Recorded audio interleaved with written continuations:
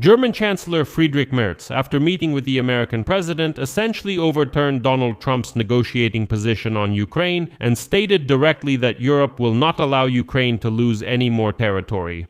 Merz told US President Donald Trump directly that after the war, Ukraine must retain its territory. In addition, Mertz stated directly that peace negotiations with the Russians should only take place with Europe's participation. Otherwise, neither Ukraine nor Europe will accept their results. Donald Trump himself stated that despite the war against Iran, the issue of Russia's war against Ukraine remains a priority for him. And interestingly, Russian propagandists noticed that in front of the cameras, despite all the jabs from Donald Trump, Friedrich Merz remained silent the entire time. And they're even teasing Mertz now, saying how Mertz stayed silent during the press conference with Trump. But in reality, the German leader deliberately avoided arguments in front of the cameras, even when the US president criticized other European allies. The point is that Mertz chose the so-called strategy of private diplomacy. This is when all issues are resolved behind the scenes, and in front of the cameras you avoid getting involved. When you won't see or hear any arguments, any statements, nothing at all. That is, total silence in front of the cameras while everything important happens behind the scenes. And this is where things start to get really interesting. And in this episode we'll discuss what Friedrich Merz managed to achieve from Donald Trump regarding the issue of Ukraine.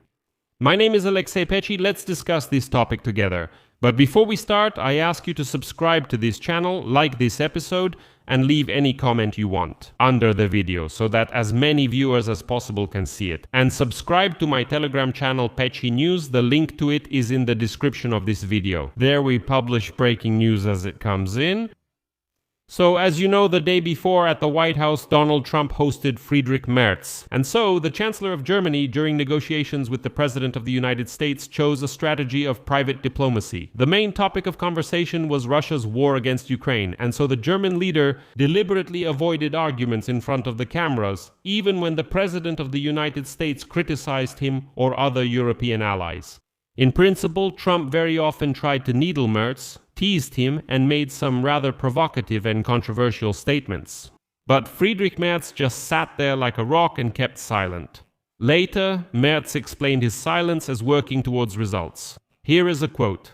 "I did my work behind closed doors because I didn't want to play out the conflict on an open stage."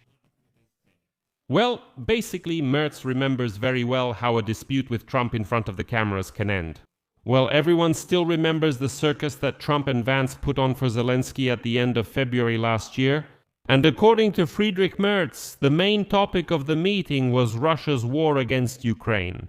Merz not only called for stronger sanctions against the Russian Federation, but also clearly demonstrated to Donald Trump a map of the front line in Ukraine. By the way, this shows his involvement in the issue, since so far the only one who showed the front line on the map to Donald Trump was Volodymyr Zelensky. Well, and according to the German Chancellor, he wanted to convey that territorial concessions will not solve the problem since Moscow is simply trying to buy time. And here I will give such a long, extensive quote from Friedrich Merz because it shows that he explained to Donald Trump how he broke down the situation for him in very simple terms. And after such an explanation, well, it will be very difficult to say that Trump supposedly doesn't understand what's really going on. And next is a direct quote from Friedrich Merz, just listen to it closely. "I am leaving Washington with the strong impression that the American administration clearly understands what is at stake in Ukraine, and that this country cannot make even greater territorial concessions than those it has already made. Concessions can concern only and exclusively the part that is already occupied by Russia and nothing beyond that. I was able to convey this situation to President Trump, showing him maps of the front line and maps of Ukraine's access to the Black Sea.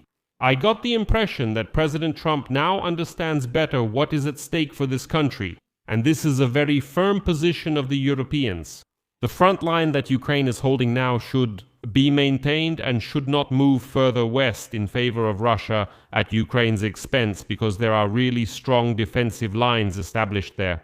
There are bunkers, anti-tank ditches, and more there. If Russia gets this territory, it will open the road to Kyiv. This is unacceptable for both Ukrainians and Europeans.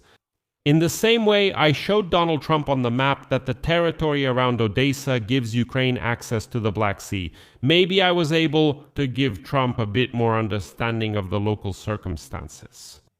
The war must end, and Russia must not be given a break so it can resume the war again. This has to end once and for all. And we agree with President Trump on this issue.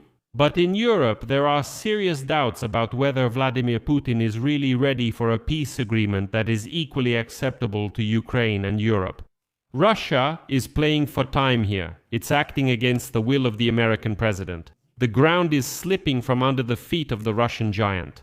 We are not ready to accept an agreement that is being discussed behind our backs. Only renewed pressure on Putin will force him to make concessions. Moreover, Friedrich Merz stated directly that Russia is stalling for time, and by doing so, it's acting against the will of the American president. Basically, Trump, should stop fooling around. Everything is already clear as day. Putin is simply deceiving him. And Mertz says, I tried to explain to Trump who Putin really is. And that you can't say Putin is a friend, that's why he believed Putin wants peace. No. And Mertz also stated directly that Trump won't be able to make any deals with the Russians behind Europe's back. Here's another quote. Trump knows very well that only a peace supported and legitimized by Europe can be lasting. He also knows that Europe's contribution to Ukraine's security, to reconstruction, to European integration, and so on will simply be irreplaceable. Without the participation of Europeans, there will be no agreement. Interestingly, after that, journalists asked Trump where ending the war in Ukraine now stands on his list of priorities, considering the American military operation against Iran. And here, the head of the White House assured that this issue still has the highest priority for him. Quote, as for Russia and Ukraine, it's very, very high on that list of priorities. I think it will be one of the easiest tasks. I thought it would be one of the easiest tasks. I ended 8 wars and might finish one more. And here I want to draw your attention to a very important point. Friedrich Merz's statement about the inevitability of the European Union's participation in the negotiations is just the first signal in a series of future changes to the overall negotiation format. To be honest, Merz essentially voiced a de facto ultimatum to Donald Trump.